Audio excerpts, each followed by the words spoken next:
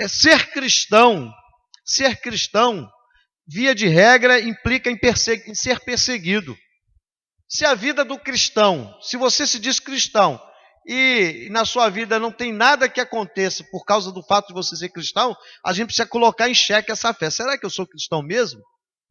Porque o fato de eu ser cristão não implica em nada na minha vida, eu não tenho diferença nenhuma das outras pessoas, porque ser cristão de verdade sempre vai implicar em algum nível de perseguição, de pressão, de incompreensões, de lutas, não essas lutas do dia a dia da vida, mas lutas por causa do fato de você ser um cristão. E o livro de Apocalipse ele foi escrito numa época de duras perseguições, quando os cristãos estavam sendo mortos, presos, separados de suas famílias por causa da fé. E aí João, que foi o receptor dessa revelação, ele estava numa ilha, isolado, preso exatamente porque ele era um líder cristão. Então ele foi isolado na ilha de Patmos e ali ele recebeu essas revelações de Deus que veio a ser então o livro de Apocalipse, que significa exatamente isso, revelação, desvendamento. E eu quero ler com vocês o capítulo 5, um texto que, como eu disse, eu já li esse texto aqui, já meditamos sobre ele, mas em função de algumas coisas que aconteceram no mundo essa semana, eu fui levado a esse texto novamente e eu quero compartilhar ele com vocês nessa noite. Então preste atenção, peça a Deus agora que fale pela palavra com você. Os cânticos que foram cantados aqui, todos eles têm a ver com a mensagem desse capítulo, desses textos. Você prestou atenção no que você cantou e você vai prestar atenção na mensagem, você vai ver que há uma conexão bem clara, apesar de não ter sido combinado, mas houve essa combinação espiritual. Então preste atenção, feche seus olhos agora e vamos orar mais uma vez. Vamos pedir a Deus que venha nos abençoar na ministração da sua palavra. Senhor, nós estamos, Pai, mais uma vez com a Tua Bíblia aberta em nossas mãos. Nós oramos, Senhor, agora para que o Espírito Santo venha derramar muita graça, muita misericórdia, muita unção sobre as nossas vidas, Senhor, para que nós possamos entender a Tua mensagem, para que, como pregador, eu possa ter liberdade para pregar a Tua palavra e os corações estejam abertos pelo Senhor para receber esta palavra, Senhor. Tira do nosso meio toda barreira, todo empecilho. Não deixe que o inimigo venha colocar nenhuma confusão no nosso meio, Pai. Nenhum barulho que venha interferir, nenhuma coisa que venha distorcer aquilo que o Senhor quer falar, Pai. Mas que haja, Pai, uma concentração, haja uma liberdade, haja um fluir da Tua palavra com poder e com graça aos nossos corações agora, Pai. Em nome de Jesus. Amém, Senhor. Apocalipse capítulo 5, a partir do verso 1, diz assim: Então vi na mão direita daquele que estava sentado no trono um livro em forma de rolo, escrito de ambos os lados e selado com 7 selos. Vi o anjo poderoso proclamando em alta voz: Quem é digno de romper os selos e de abrir o livro? Mas não havia ninguém, nem no céu, nem na terra, nem debaixo da terra, que pudesse abrir o livro ou sequer olhar para ele. Eu chorava muito, porque não se encontrou ninguém que fosse digno de abrir o livro e de olhar para ele. Então um dos anciãos me disse: Não chore, eis que o leão da tribo de Judá, a raiz de Davi, venceu para abrir o livro e os seus 7 selos. Depois vi um cordeiro que parecia ter estado morto, em pé, no centro do trono, cercado pelos 4 seres viventes e pelos anciãos. Ele tinha 7 chifres e 7 olhos, que são os 7 Espíritos de Deus enviados a toda a terra. Ele se aproximou e recebeu o livro da mão direita daquele que estava sentado no trono. Ao recebê-lo, os 4 seres viventes e os 24 anciãos prostraram-se diante do cordeiro.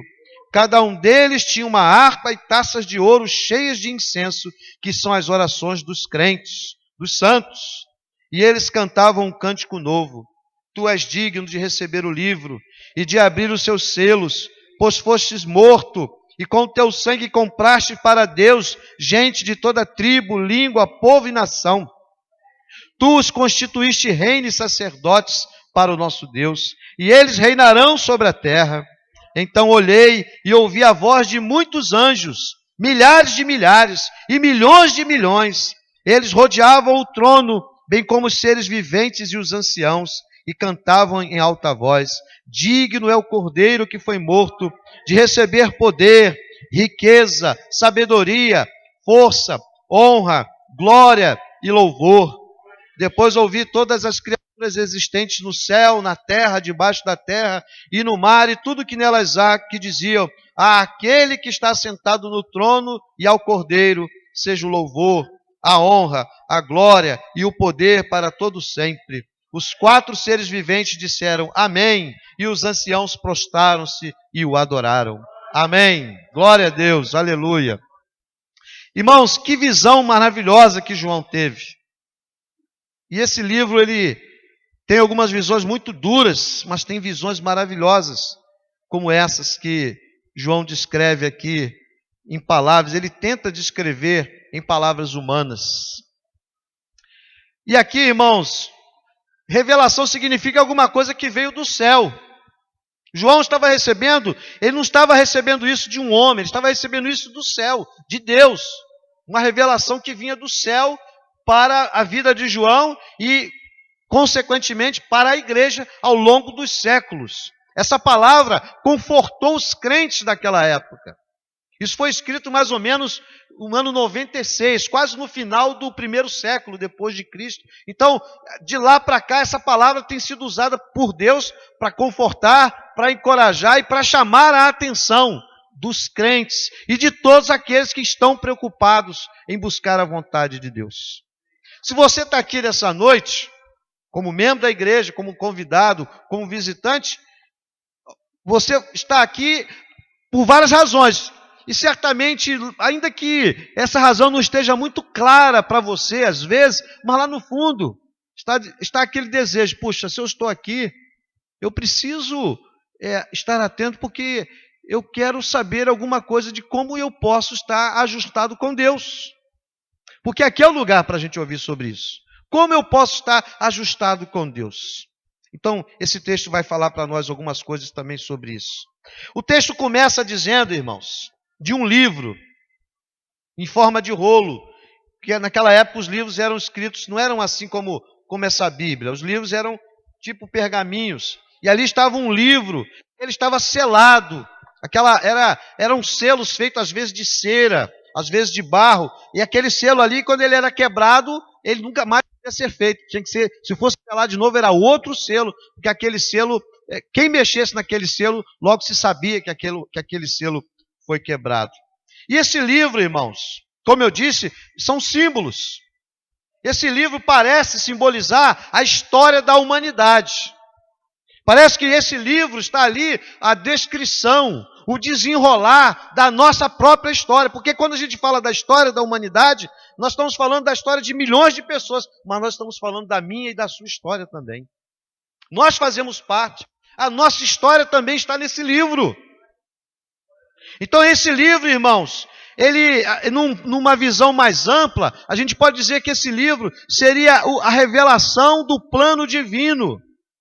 Seria a revelação da vontade soberana de Deus para a história, para a humanidade. Então não era um livro qualquer. Era um livro que descreveria os destinos, as definições, a história das nossas vidas. Da sua vida e da minha vida. Nós não acreditamos em destino. Destino, o seu destino é isso. Mas nós acreditamos que Deus já conhece o seu futuro. Deus conhece o seu passado, Deus conhece o seu presente. Porque para Deus não existe tempo. Essa questão de tempo é uma limitação humana. Deus, ele é o Deus de eternidade a eternidade. Não existe limite de dias, de semanas, de anos. 1000 anos para o Senhor é como um dia. Um dia é como 1000 anos. É assim diz a palavra. Então quando Deus olha para a sua vida, Ele sabe exatamente o que você fez há 10 anos atrás. Ele sabe o que você vai fazer se você estiver vivo daqui a 20 anos. E esse livro, que ninguém podia abrir, e muito menos até olhar para ele, era um livro sagrado, era um livro santo, que nenhum homem, que nenhuma criatura, que nenhum ser podia se aproximar dele. Ali está o descortinar, o revelar da história das nossas vidas. E aí, irmãos, quem poderia abrir esse livro? Essa angústia no coração de João. Quem teria esse poder, essa autoridade, essa capacidade? Diz o verso 12: vi um anjo poderoso proclamando em alta voz: quem é digno de romper os selos e de abrir o livro? E aí, na revelação, João fica sabendo que ali não havia ninguém, nem no céu, nem na terra, nem debaixo da terra, que tivesse essa autoridade. E aí, isso produz uma crise. João chora. João chora muito, diz a palavra, porque ele não encontrou ninguém ali que fosse digno. Mas aí se levanta um dos anciãos e diz a João: não chore, João, porque existe um que foi capaz de abrir o livro. O Cordeiro de Deus, Jesus, o leão da tribo de Judá, a raiz de Davi, venceu para abrir o livro e os seus 7 selos. O leão da tribo de Judá. Jesus, isso é um termo profético para a pessoa de Jesus. Jesus é o leão da tribo de Judá. Leão por causa da posição que o leão tem, de poder, de autoridade. Tribo de Judá, porque Jesus profeticamente teria que ter vindo dessa tribo como ele veio, como raiz de Davi. Aquele que venceu a morte, venceu Satanás, venceu o pecado, venceu o mal. Jesus é o vitorioso. Muitas vezes a gente vem numa igreja como essa, assim abalado por derrotas na nossa vida. É muito comum isso. Eu vou na igreja porque a minha vida está uma confusão. E quando você olha para a sua vida, você só encontra derrotas. Derrotas antigas, derrotas atuais. Você está abatido. Mas aqui nós estamos falando daquele que venceu. Nós cantamos hoje isso aqui já. O meu milagre, aquilo que eu não posso fazer, tu podes. Ninguém podia abrir o livro, mas havia há um que pode, há um que tem poder, há um que tem autoridade para fazer isso. Sabe o que a gente aprende aqui, irmãos? Que quando tudo parece perdido, e era isso que me chamou a atenção, parecia que estava perdido. Porque a Bíblia diz que eles olhavam para o céu, para a terra e para debaixo da terra. E aparentemente não tinha ninguém que teria solução. Aparentemente não tinha ninguém com capacidade de resolver aquele problema. Quem iria abrir o livro? Quem iria quebrar aqueles selos? Não havia ninguém. E aí isso produz, como eu disse, uma crise, há um choro convulsivo aqui. A gente vê exatamente o que acontece conosco quando tudo parece perdido. Muitas vezes na nossa vida, a Bíblia está dizendo aqui para nós, Jesus se revela como aquele que tem a resposta. Ele aparece, ele se levanta, e ele vem com o milagre, ele vem com o livramento, ele vem com a salvação, ele vem com o poder, ele vem com a transformação, ele vem com a glória final. A Bíblia diz aqui, irmãos, que ele tomou o livro. A pergunta do anjo: quem poderia abrir esse livro? E quando todo mundo pensava, não tem ninguém, acabou. Não há autoridade. Essa semana, os irmãos ficaram sabendo que a Suprema Corte americana oficializou o casamento gay nos Estados Unidos, em todos os estados americanos. E isso, irmãos, vai acontecer, já aconteceu em outros países, eu creio que vai acontecer no Brasil. Isso tudo é profético e é assim mesmo, no mundo que nós vivemos, que vai se afastando dos princípios bíblicos, dos princípios cristãos, essas coisas vão sendo oficializadas mesmo. E às vezes você olha para a história, você olha para a vida, você olha às vezes para a sua própria vida e parece exatamente que tudo perdeu o controle. E pior ainda, parece que Deus perdeu o controle. Talvez essa semana muita gente tenha pensado isso. Poxa, mas os Estados Unidos não é uma nação dita evangélica, o que não é verdade. É verdade sim que eles foram fundados sob princípios cristãos. Então não é verdade que é uma nação que teve na sua constituição, na sua história, uma influência cristã, e parece que Deus perdeu o controle daquela nação, porque ali não existe só esse tipo de coisa. O aborto, por exemplo, é liberado. Alguém pode dizer, puxa, mas Deus perdeu o controle. Não, meu irmão, Deus nunca perde o controle. Ele tem o poder e a autoridade de abrir o livro. Ele tem o controle da história. O que diz? O que esse livro simboliza? A história. Ele tem o poder de abrir a história e de dirigir a história das nações. As autoridades podem mudar e dizer, não, agora pode casar, homem com homem, mulher com mulher. Ok. Eu, como pastor, não vou celebrar um casamento desse. E para nós, como igreja, casamento continua sendo um homem com uma mulher com um homem. O casamento, aos olhos de Deus, não mudou. O que mudou foi a lei dos homens. E nem sempre a lei dos homens está de acordo com a lei de Deus. Então, não precisamos entrar em pânico sobre isso. Ah, mudou o casamento, agora não. A lei mudou, mas aos olhos de Deus o casamento continua sendo o mesmo. Porque, irmãos, Deus, Ele não perdeu o controle. O cordeiro, o leão da tribo de Judá, ele tem poder para abrir o livro. Esse texto fala, irmãos, de um cordeiro como se estivesse morto, como se tivesse morrido. Por quê? Porque apesar dele estar glorificado, ele trazia a revelação das marcas do Calvário. Não é um outro cordeiro, é o mesmo cordeiro que esteve aqui entre nós, que pisou nessa terra, que sofreu, que foi chicoteado, que recebeu uma coroa de espinhos, que foi humilhado, mas agora ele aparece sim, trazendo as marcas, mas ele aparece aqui gloriosamente, irmãos. É esse cordeiro que nós adoramos nessa noite. É a esse cordeiro que você busca quando você está orando. É a esse cordeiro que você glorifica. Você não está mais olhando para aquele cordeiro derrotado, para aquele Jesus fraco, magro, sangrento. Você agora tem que pensar num Jesus glorioso. Um Jesus que não é agora só cordeiro, é também leão. E o texto fala, irmãos,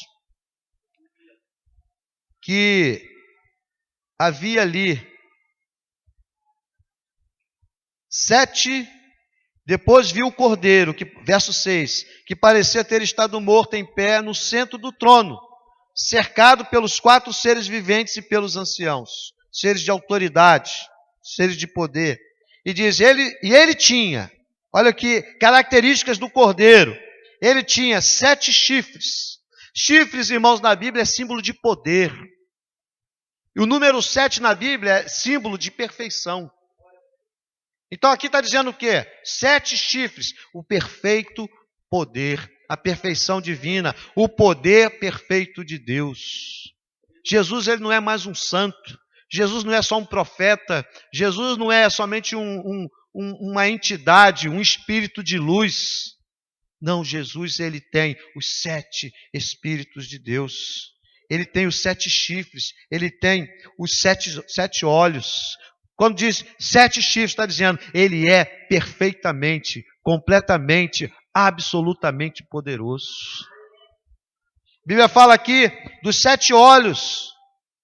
Mesmo versículo 6, ele tinha 7 chifres, ou seja, o poder perfeito de Deus. Ele tinha 7 olhos. O que está falando aqui, irmãos? 7, perfeição. Olhos, conhecimento, sabedoria. O olhar de Deus é perfeito. O olhar de Deus, ele alcança o mais profundo da nossa vida. Não há nada oculto aos olhos de Deus. Tudo que você está pensando agora, Deus está sabendo o que você está pensando. Tudo que você planejou ontem, as coisas boas, as coisas ruins do seu coração, estão debaixo do olhar de Deus. Não há nada que a gente possa esconder. Os 7 olhos do Senhor, o símbolo do olhar perfeito de Deus, estão sobre toda a humanidade. Nós podemos criar planos, fazer leis, nos rebelar, blasfemar, ignorar, descrer, achar que Deus não existe, mas o olhar de Deus continua sobre nós. Ninguém escapa do olhar de Deus. A Bíblia diz que o Senhor, quando voltar, ele vai tomar juízo sobre toda a humanidade. Vai haver um acerto de contas. Vai haver um encontro pessoal. E esse encontro pessoal está descrito no livro que só o Cordeiro pode abrir. A Bíblia fala aqui no verso 6 dos 7 Espíritos de Deus enviados a toda a terra. O que significa isso? O 7, nós já sabemos que significa um número perfeito, o número de Deus. 7 Espíritos de Deus. Aqui há uma certa polêmica, que alguns estudiosos dizem, esses 7 Espíritos seriam 7 anjos enviados a toda a terra. Pode ser. Outros dizem, não, esses 7 espíritos é uma simbologia do próprio Espírito Santo. Pode ser também, nós não temos condições de definir isso. Mas uma coisa, seja uma ou seja outra, fica certo para nós. Quando fala-se aqui de 7 Espíritos de Deus enviados por toda a terra, nós podemos pensar aqui na perfeita onipresença de Deus. Ou seja, Deus está presente em todos os lugares ao mesmo tempo, sem nenhuma barreira de tempo, de lugar, de circunstância. Ele tem esse poder porque Ele é Deus. Isso é uma característica divina. Deus, irmãos, Ele é, como nós cantamos aqui, Ele é muito mais do que a gente pode falar, do que a gente pode imaginar. É por isso que João, há momentos aqui no texto que João cai com o rosto em terra. Ele não consegue suportar o peso da glória, da visão, ou das visões que ele recebe do Senhor. Porque ele estava vendo ali, ele não estava vendo a plenitude de Deus, ele estava vendo algo que Deus estava mostrando a ele. E aqui, nessa simbologia, isso está descrito para nós. Depois vi um cordeiro que parecia ter estado morto, ou seja, um cordeiro ferido pelo Calvário. E aqui, gente, há uma lembrança muito forte para nós. O pecado é uma coisa muito séria. O Cordeiro de Deus, ele foi ferido, ele foi morto por causa dos nossos pecados. O pecado nos leva para o inferno, o pecado nos afasta de Deus, o pecado destrói a nossa vida, o pecado nos impede de ter comunhão com o Senhor e com o povo do Senhor. O pecado, ele desestrutura todas as partes do nosso ser. Se o pecado não fosse uma coisa séria, Deus não precisava ter enviado o seu próprio Filho.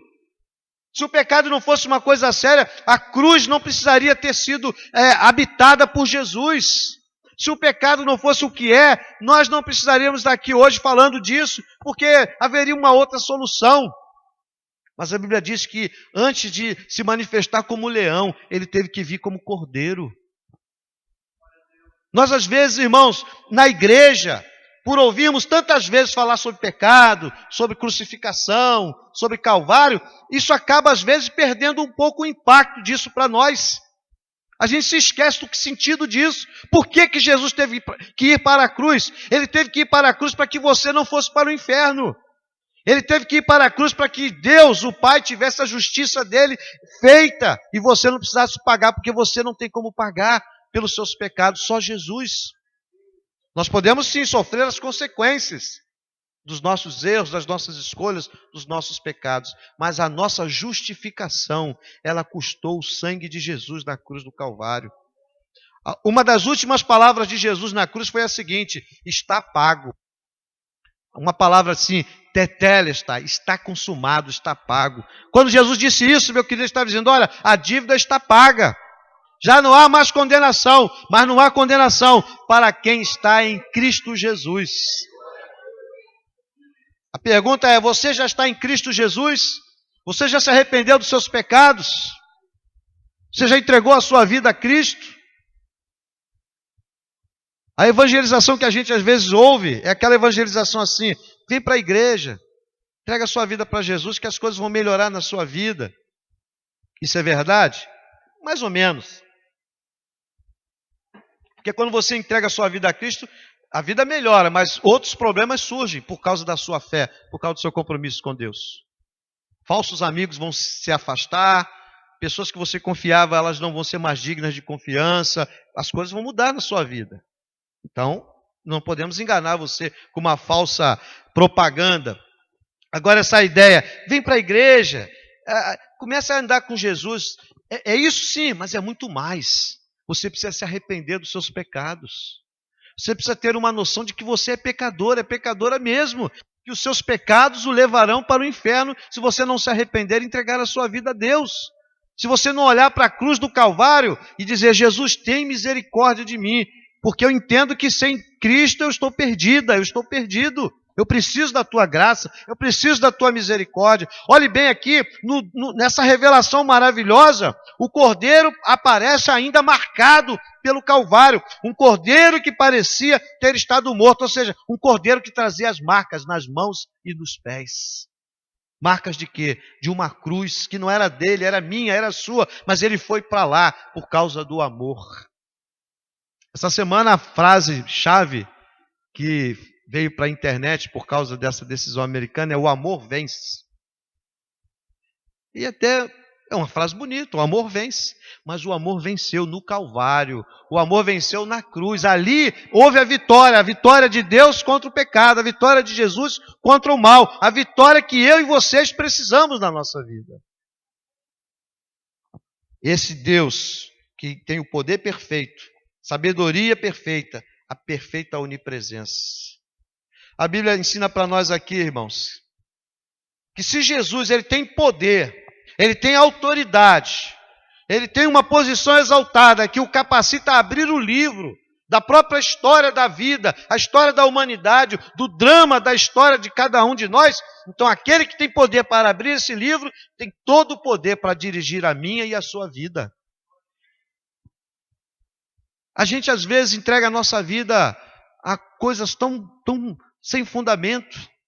A gente às vezes confia mais no conselho de um vizinho, de um amigo, de um parente, de um livro que a gente comprou numa livraria, de uma revistinha que a gente comprou numa banca, num conselho que a gente, numa placa que a gente viu na rua. A gente às vezes confia a nossa vida nessas coisas. E nessa noite nós estamos sendo chamados a atenção a colocar a nossa vida nas mãos daquele que tem poder e autoridade para dirigir a nossa vida, porque ele abriu o livro. Jesus tem autoridade, irmãos, para determinar qual é o nosso melhor estilo de vida. Como eu devo viver para agradar a Deus? Não é a Suprema Corte americana, não é o Supremo Tribunal brasileiro, não é a mídia, não é o movimento gay, não são os políticos, nem a religião organizada. Quem tem poder para dizer qual é o melhor estilo de vida que eu preciso ter é a palavra de Deus revelada pelo Espírito Santo, que traz Jesus Cristo como modelo. Ou seja, eu preciso aprender a andar como Jesus andou. Ele é o nosso modelo. Isso só é possível pelo poder do Espírito Santo. Jesus é o cordeiro, mas ele também é o leão. Como cordeiro, ele se aproxima de mim. Como leão, ele pode me proteger, ele pode me guardar, ele pode me guiar, ele pode me conduzir em segurança. Então, meu irmão, minha irmã, meu querido, você que está visitando essa igreja hoje, lembre-se disso, aquele que tem poder de abrir o livro, ele tem autoridade para dirigir a sua vida. Eu me lembro, eu sei disso, porque eu já vivi isso no meu passado. Às vezes as pessoas vão num lugar de determinada religião, chega lá, desce um espírito, e aquele espírito diz assim: faça isso, faça aquilo, vai em tal lugar, compre isso, ofereça isso, vá em tal encruzilhada, compre tal coisa, consagre para fulano, vista tal roupa, use tal objeto, consagre tal coisa. E as pessoas fazem exatamente tintim por tintim que foi declarado para ela fazer. Na hora marcada, se é com lua cheia, é com lua cheia, se é na sexta-feira 13, é na sexta-feira 13, se é para fazer, se faz. Exatamente como está dito ali. E aqui a palavra de Deus está dizendo para nós, daquele que tem poder para dirigir a nossa vida de verdade. Não é esses espíritos, ou não são essas entidades, mas é Jesus, o Cordeiro e o Leão. Aquele que já provou que te ama, que nos ama. Aquele que já mostrou na cruz a realidade do seu amor, do seu poder, que venceu a morte, que ressuscitou e que está dizendo aqui que vai voltar. E que tem aqui uma direção para a nossa vida. Ah, mas a Bíblia é muito complicada. Não é não, meu querido. Não é não. A Bíblia tem coisas misteriosas, tem, mas aquilo que a gente precisa saber para andar com Deus é muito claro. A Bíblia diz assim: ame a Deus com todas as suas forças, ao teu próximo como a ti mesmo. Isso é complicado? Afaste do mal, busque a paz e siga. Isso é complicado? Abstende-vos, afastai-vos de toda a aparência do mal. Isso é complicado? Não. Santificai-vos hoje, porque o Senhor quer fazer maravilhas na sua vida amanhã. Isso é complicado? Orai e vigiai. Isso é complicado? Percebe? São coisas fundamentais. Está ali na Bíblia. Qualquer criança pode entender isso. E não estou exagerando não, qualquer criança pode entender isso. Porque isso é revelação, Deus não é um Deus oculto, não é um Deus que se revela para meia dúzia, não é um Deus esotérico, um Deus místico. Deus é um Deus que se revela, que se mostra. Aquilo que você e eu precisamos saber, Deus revela para nós. Às vezes a gente fica tão querendo saber tantos mistérios de Deus, e aquilo que Ele já revelou, a gente não vive, a gente não pratica, a gente não busca. Eu preciso saber tal coisa assim, assim e tal, e Deus já está falando para nós as coisas fundamentais e a gente não percebe. O livro já foi aberto, meu querido. Esse texto ele continua falando para nós outra coisa aqui poderosíssima. No verso 8, diz assim, olha: ao recebê-lo, os 4 seres viventes e os 24 anciãos, que são seres de autoridade na glória, prostraram-se diante do Cordeiro, que tinha o livro nas mãos.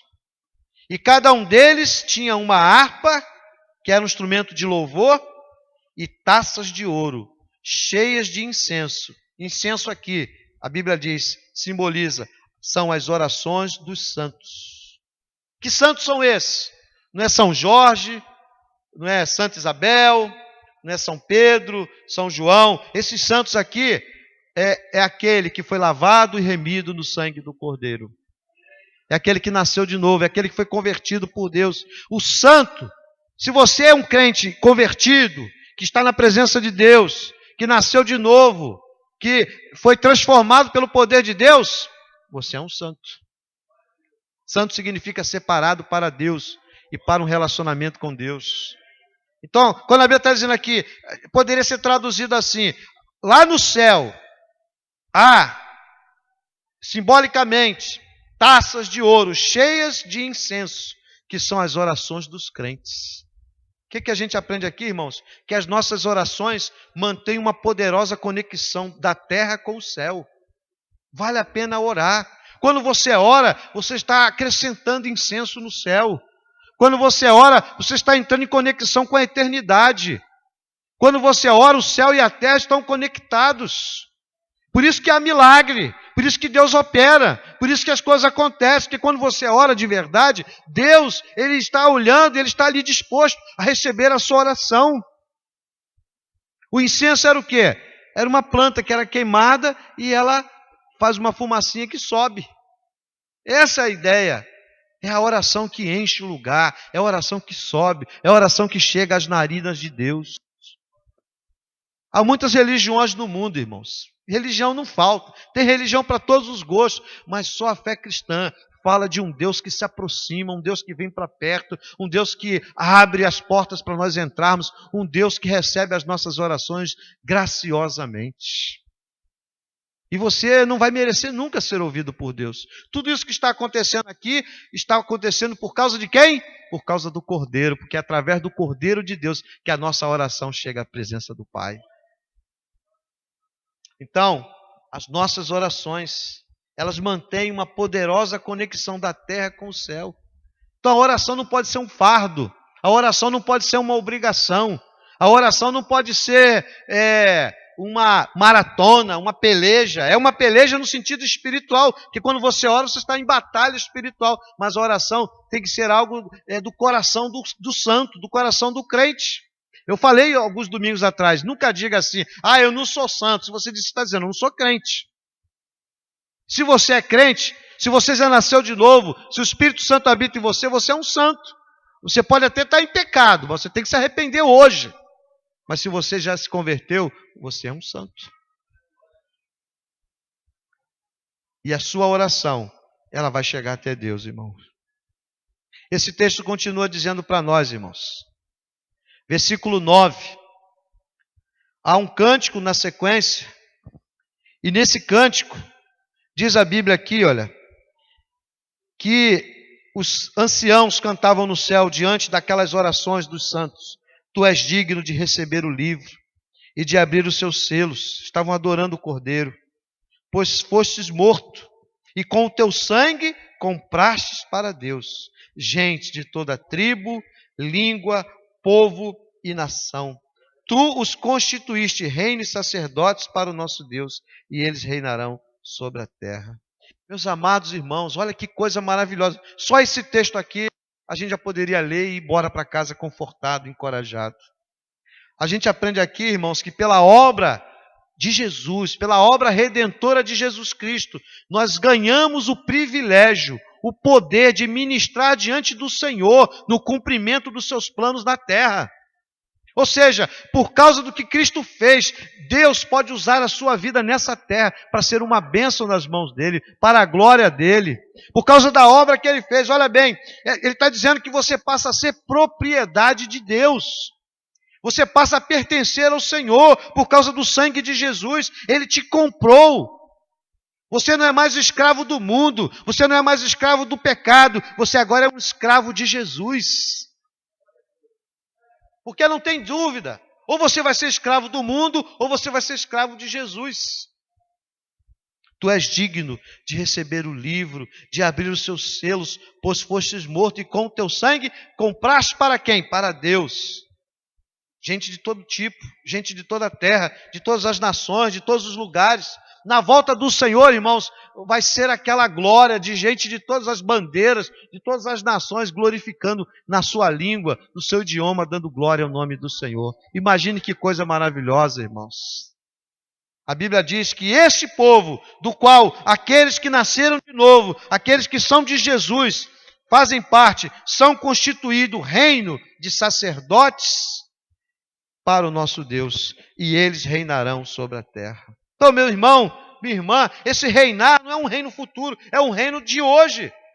Você hoje é um servo, uma serva, um sacerdote, é alguém do reino de Deus. É por isso que o cristão ele tem autoridade espiritual. Por isso que quando um crente vai orar por uma pessoa oprimida, quando um crente vai orar por uma pessoa até possessa, ele tem autoridade. E o Senhor vai agir ali, por quê? Porque ele está aqui ministrando com a autoridade que ele recebeu do Senhor, por causa da obra redentora do Cordeiro. Cristo comprou esse direito para nós. Então esse negócio de crente derrotado, de crente negativo, de crente que não deseja servir a Deus, que não deseja ser usado no serviço do Senhor. Meu irmão, se você for esperar resolver toda a sua vida para fazer algo nessa terra para Deus, você nunca vai fazer. Nunca. Porque nós sempre temos alguma coisa para resolver na nossa vida. Nós sempre precisamos acertar alguma coisa, sempre precisamos dar mais um passo na santidade, na santificação, na consagração, sempre. Mas a Bíblia está dizendo que você vai ser constituído reino e sacerdote quando você for perfeito. A Bíblia está dizendo que você, pelo sangue do Cordeiro, você já foi constituído reino e sacerdotes para Deus, para viver nessa terra. Então, pela obra redentora de Cristo, nós ganhamos o privilégio de poder ministrar diante do Senhor no cumprimento dos planos de Deus nessa terra. Meu irmão, quem é que Deus vai usar para cumprir os propósitos deles nesse mundo? Somos nós, em primeira instância. Deus usa o incrédulo? Usa. Deus usa o ateu? Usa. Ele é soberano. Até o diabo, irmãos, vai ser usado por Deus. Agora, em excelência, em direcionamento, num propósito santo, quem é usado por Deus em primeira instância é aquele que tem a sua vida nas mãos do Senhor. Os santos, os servos e as servas do Senhor. Alguém deve ter falado de Jesus para você um dia, por isso você está aqui. Ele foi usado para falar de Jesus para você, para dizer, olha, Jesus pode te ajudar, Jesus pode mudar a sua vida. Se ninguém tivesse falado de Jesus para mim, eu não estaria aqui hoje. Se ninguém tivesse falado de Jesus para você, você não estaria aí agora. Eu ouvi uma frase essa semana, muito forte, que dizia assim, não pergunte que igreja é essa que eu estou, mas pergunte que igreja sou eu. Exatamente isso, irmãos. Que igreja sou eu? Que servo sou eu? Que disposição eu tenho? Porque eu já fui constituído reino e sacerdote por Deus. A gente pensa sempre assim, sacerdote é o pastor, o sacerdote da casa de Deus. Irmão, no Novo Testamento a Bíblia diz que todos os crentes são sacerdotes, irmãos. Todos. Entende? Sacerdote quem é? É aquele que faz a mediação, é aquele que leva alguém à presença de Deus. Quando você ora por alguém, você está sendo sacerdote para ele, para ela. O problema é que tipo de sacerdote você está sendo. Você está cumprindo o seu chamado, o seu ministério, a sua vocação, o privilégio que Deus te deu? pela obra redentora de Cristo, irmãos, você pode ganhar o privilégio e o poder de ministrar os propósitos do Senhor, cumprir os planos de Deus nessa terra. Não importa quem você tenha sido. Você pode ter sido a pior pessoa desse mundo. Quantos, irmãos, que passam pelas cadeias e ali dentro Deus muda a história, e aquele homem, quando sai dali, vira um pregador, uma pregadora, vira um homem, uma mulher de Deus. Muita gente não acredita, mas a obra de Jesus Cristo no Calvário é capaz de mudar um homem de verdade. É capaz de mudar uma história de verdade, irmãos. Não existe história que Deus não possa mudar. Não existe passado que Deus não possa resolver. A Bíblia diz que o sangue de Jesus nos purifica de todo pecado. Isso é maravilhoso, isso é sobrenatural, isso é extraordinário. Então não há razão para mim ficar derrubado, derrotado, porque há um cordeiro que venceu. Se o livro continuasse fechado, se a pergunta continuasse, quem pode abrir o livro? A gente estaria aqui chorando junto com João, dizendo, Senhor, quem vai abrir esse livro? Senhor, tem misericórdia, mande alguém, crie alguém, faça alguma coisa. Mas a Bíblia diz que quando esse choro surgiu, o cordeiro foi anunciado. Aqui está o cordeiro, aquele que foi morto, mas que ressuscitou e tem poder para abrir o livro. Glória a Deus, irmãos. Em sexto lugar, irmãos, a gente aprende aqui, entre tantas coisas, que nenhum louvor, nenhuma adoração na terra será suficiente diante do Senhor, irmãos.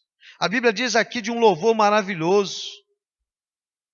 Verso 9, há um cântico aqui, no verso 11, diz assim, então olhei e ouvi a voz de muitos anjos, milhares de milhares e milhões de milhões, eles rodeavam o trono, bem como os seres viventes e os anciãos, e cantavam em alta voz, digno é o cordeiro que foi morto, de receber poder, riqueza, sabedoria, força, honra, glória e louvor. E o louvor continuou, depois ouvi todas as criaturas existentes no céu, na terra, debaixo da terra e no mar, e tudo que neles há, que diziam, àquele que está sentado no trono, e ao Cordeiro, seja o louvor, a honra, a glória e o poder para todo sempre. Olha que adoração, irmãos. Nenhum louvor, nenhuma adoração na terra é suficiente diante do Senhor, irmãos. A Bíblia está dizendo aqui que toda a criação vai adorar a Deus. Todos os seres. A Bíblia diz que todo joelho vai se dobrar diante do Senhor. Um alerta é que não significa que todo mundo vai ser salvo. O joelho vai se dobrar. Vamos supor, vamos dar um exemplo assim bem claro para isso, a gente não ter dúvidas sobre isso. Vamos supor que existe alguém no dia que Cristo voltar, que rejeitou Jesus, que não quis nada com Deus, que viveu uma vida segundo seus próprios caminhos, seu próprio coração enganoso, e de repente ele olha e vê que realmente aquele convite de Jesus era verdadeiro, e ele agora já não tem mais chance. Ele vai dobrar o joelho. Ele vai ter que reconhecer, Jesus realmente é Deus, o Cordeiro realmente é leão. Mas agora, o joelho dobrado já não vai ser mais para glória, nem para salvação, mas vai ser para juízo. Vai ser para receber uma sentença de juízo. Afastai-vos de mim, porque eu nunca vos conheci. As chances, as oportunidades foram jogadas fora. Mas aquele que andou, que buscou, que se arrependeu dos seus pecados aqui, que entregou a sua vida ao Senhor aqui, que confiou na obra do Cordeiro, na cruz do Calvário, esse vai poder dobrar o joelho, erguer as mãos e cantar como nós cantamos aqui, Hosana ao que vem em nome do Senhor. Bendito aquele que vem em nome do Senhor. A glória seja dada ao Senhor. Oh, meu Senhor, o Senhor chegou. Que bom que eu estou vivo para te encontrar. Essas verdades, irmãos, estão na Bíblia, mas a gente se esquece delas.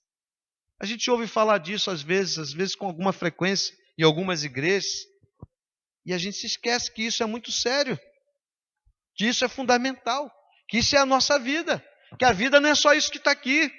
Nós passamos por aqui, como nós falamos, para cumprir o propósito de Deus, mas há uma glória. Você percebe aqui a glória que há nesse lugar. João estava tendo a oportunidade de ter uma contemplação de uma glória extraordinária que Só na eternidade nós vamos poder ver algo semelhante e ainda maior. Ele fala aqui, irmãos, de milhares, de milhões e milhões que rodeavam o trono de Deus. Olha que glória extraordinária. Não existem palavras humanas que possam descrever isso. É uma glória sobre glória, glória sobre glória sobre glória, e não há nada que possa... A única coisa que pode dizer aqui é que todo o universo vai adorar o Senhor. Aqueles que ignoram, aqueles que rejeitam, aqueles que blasfemam, aqueles que não acreditam, um dia todos vão ter que reconhecer que só o Senhor é Deus. Sabe por quê, irmãos? Eu já estou quase terminando. O centro de tudo isso, irmãos, não sou eu nem é você. O centro de tudo isso não é a minha vida nem a sua vida. Nós não estamos no trono. O próprio Deus triuno é que se assenta no trono glorioso, irmãos. É aquele que está sentado no trono. É ao redor do trono que o louvor é dado. É ao redor do trono que a glória é exaltada, irmãos. O homem, ele quer sempre tomar o lugar de Deus.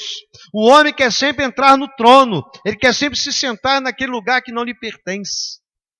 Mas a Bíblia está dizendo aqui, irmãos, que é ao redor do trono, que os milhares de milhares, que os milhões de milhões estavam ali glorificando, exaltando, dizendo: digno é o Cordeiro, dizendo àquele que está sentado no trono e ao Cordeiro, seja o louvor, seja a honra, a glória, o poder para todo sempre. Isso é muito importante, irmãos. O centro é o trono de Deus, não sou eu e nem é você. Por mais importante que nós sejamos para Deus.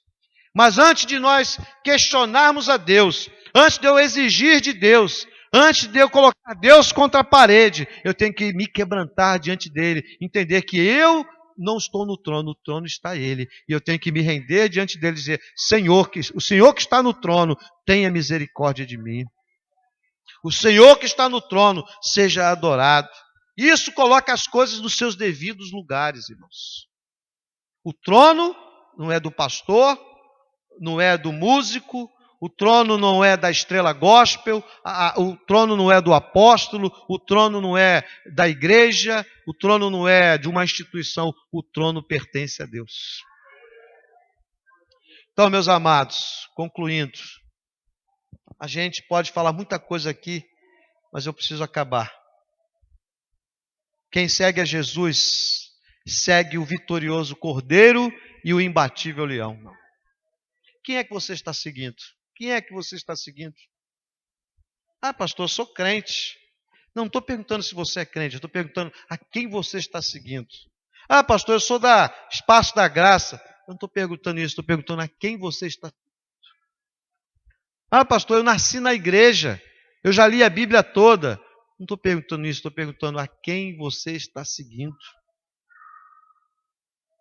Ah, pastor, eu conheço a Bíblia de Gênesis e Apocalipse. Glória a Deus. Mas não é isso que eu estou perguntando a quem você está seguindo. Ah, eu já tenho uma religião. Não estou perguntando isso. Eu estou perguntando a quem você está seguindo. Quem segue a Jesus, segue o verdadeiro, vitorioso Cordeiro e aquele que é imbatível como o leão. Você precisa seguir a Jesus. Você precisa realmente rever a sua rota, a sua trajetória, a sua vida. Colocar realmente as suas prioridades, o seu rumo na direção certa. Arrepender-se dos seus pecados. Entender que nenhum sucesso, nenhuma vitória nessa vida é maior do que isso. Eu preciso entender a quem eu estou seguindo. Quem é para onde a minha vista está apontando, para onde meu olhar está fixado, qual é o centro da minha vida. Nós aprendemos nessa noite que o centro da nossa vida tem que ser o trono de Deus. O centro da nossa vida não é a minha profissão, não é o meu conhecimento, não são as minhas experiências, não é o meu dinheiro, são os meus patrimônios, a minha posição social, o meu nome. O centro da minha vida tem que ser o trono de Deus. Então, nós somos chamados pela palavra de Deus a viver para a glória dele aqui nessa terra, buscando cumprir o quê? Os propósitos que ele tem para nós. Porque, irmãos, quem conhece Jesus de verdade não tem outra opção. Se eu conheço Jesus de verdade, vai surgir no meu coração o desejo de cumprir a vontade dele nessa terra. É uma mentira eu dizer, eu conheço a Jesus, mas eu vivo para cumprir os meus propósitos. É uma mentira. Você pode ficar nessa igreja aqui dia e noite, 24 horas por dia, não perder um culto, mas se você está vivendo para os seus propósitos, você não está vivendo para Deus. Entende? Eu posso, então eu tenho que largar meu estudo, meu trabalho, não é isso que eu estou dizendo. Deus quer usar você da maneira que Ele quer colocar você nos lugares estratégicos, aonde Ele está colocando. Se você está no lugar de acordo com a vontade de Deus, é lá que Deus quer você. Estou dizendo que todo mundo vai virar missionário, pastor, missionário no sentido de largar tudo e ir para um campo missionário. Não é isso, os irmãos já sabem disso, eu já falei isso aqui várias vezes. Estou dizendo de uma vida comprometida com a vontade revelada por Deus para você, como cristão. Eu sou crente, pastor. Eu sou batizado. Eu sou membro da igreja. Tudo isso é muito bom. Mas a questão é, você está cumprindo os propósitos de Deus para a sua vida? O trono está no centro da sua vida? Essa visão de João, o trono era o centro. Por que o trono era o centro? Porque ali estava o Senhor Todo-Poderoso, ali está o Cordeiro que abre o selo, que abre a história, que controla a história. Ele sabe o que faz, ele tem o domínio nas suas mãos. 7 olhos, 7 espíritos, 7 chifres, todo o poder, toda a visão, todo o conhecimento. Então, eu e vocês, irmãos, somos chamados a viver para a glória dele aqui, buscando cumprir os propósitos dele aqui. Porque quem conhece a Jesus de verdade não tem outra opção. Se eu conheço a Jesus de verdade, e esse é um dos sinais de que eu sou realmente um salvo, eu vou desejar fazer a vontade dele. Vamos fazer um teste aqui. Vamos fazer um exercício de memória. Quando a gente se converteu, você que já é convertido a Jesus aqui, assim que você se converteu, o que brotou no seu coração? Não foi um desejo de fazer a vontade de Deus? Puxa, eu quero fazer mais a vontade de Deus, eu quero aprender a Bíblia, eu quero orar, eu quero evangelizar, eu quero ir para a igreja, eu quero aprender, eu quero chegar no pastor e perguntar a ele, ao irmão, a fulano, eu quero, puxa, esse desejo estava ali. Aí com o passar do tempo, as prioridades vão ganhando outro caminho. O que diz a Bíblia lá sobre o final dos tempos? Que será como nos dias de Noé. As pessoas se casavam, se davam-se casamento. Falando a grosso modo, as pessoas estavam vivendo pelos seus próprios caminhos. Não estavam nem aí para Deus. Deus era só um acessório. Deus era só o SAMU. Ó, tem um morto aqui, chama o SAMU. O negócio está feio aqui, chama o SAMU. Deus não é SAMU. Deus não é pronto-socorro. Deus, ele é o glorioso, digno de toda honra, de todo louvor. Ele é o Senhor, aquele que tem o trono e que a nossa vida tem que estar ao redor do trono de Deus. Então, irmãos, a Ele seja toda a honra, toda a glória, todo o louvor, de agora e para todo sempre. Quem adora o Senhor nessa terra, irmãos, quem adora o Senhor aqui com todas as lutas, com todas as pressões, com todos os tropeços que nós às vezes tropeçamos, com todas as dificuldades, quem adora o Senhor aqui de verdade, quem tem o Senhor no trono da sua vida aqui, vai contemplá-lo no trono da glória. Não tem outra saída. Se você contemplar a glória aqui pela fé, você vai contemplar a realidade futura, como João contemplou naquela visão. E ele pôde escrever isso para nós. E ele pôde testificar todas essas verdades que nós vimos nessa noite aqui. Aquele que está sentado no trono e ao Cordeiro, seja o louvor, a honra, a glória e o poder para todo sempre, irmãos.